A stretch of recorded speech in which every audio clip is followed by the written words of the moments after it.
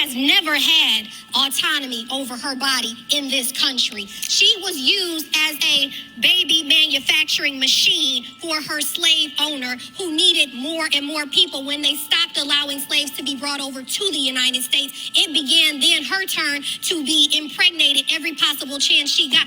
Where do you think they got the word mother effer from? They used to put a paper bag over a black woman's head, and they would send in her relatives, whether it was her son, her uncle, her brother, her cousin. It didn't matter. They were just used as mules to recreate for white supremacy. So that's what happens when white supremacy is allowed. Black women have no control over their womb, their body, and anything else. And so what we're having now is people being returned the ability to decide what they want to do for themselves. So I just want to ask Reese, as a black woman, if she had autonomy over her body when she cocked her legs up and got that baby in her stomach. Okay, we're going to just go ahead and say, no, absolutely not. Clear, you're asking literally, does she have autonomy over her body because she had the choice to...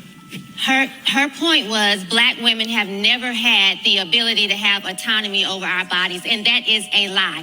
This is not, we're not in Color Purple days where Mr. would just climb on top of us and do his business. This is 2022, and women have the ability to decide yes or no. I want to have sex or I don't. I want to take birth control or I don't. I want to have this baby or I don't. So we need to stop telling these lies as if we just happen to fall on a penis and get pregnant. That's not how it works.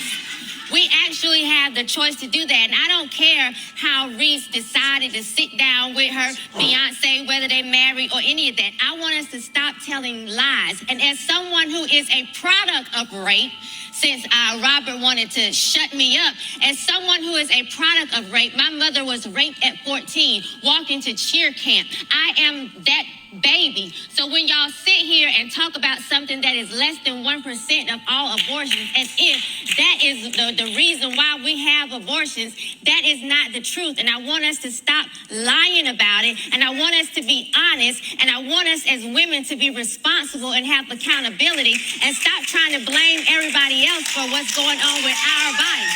We have the ability and the right to choose. And that's just what it is. The first girl went way back to slave days to justify abortion today. She reached that much to justify abortion. This is the biggest stretch I've seen so far. She's saying because women back then didn't have rights over their own bodies, they should have rights over their own bodies now. But we're not talking about rights with a woman's body, we're talking about the body inside of the body, which is a human being. The fact that people have gotten to the point where they think that taking another human being's life is okay is absurd. You think to yourself, how could people have slaves back then? That's absurd. You should be asking the same thing with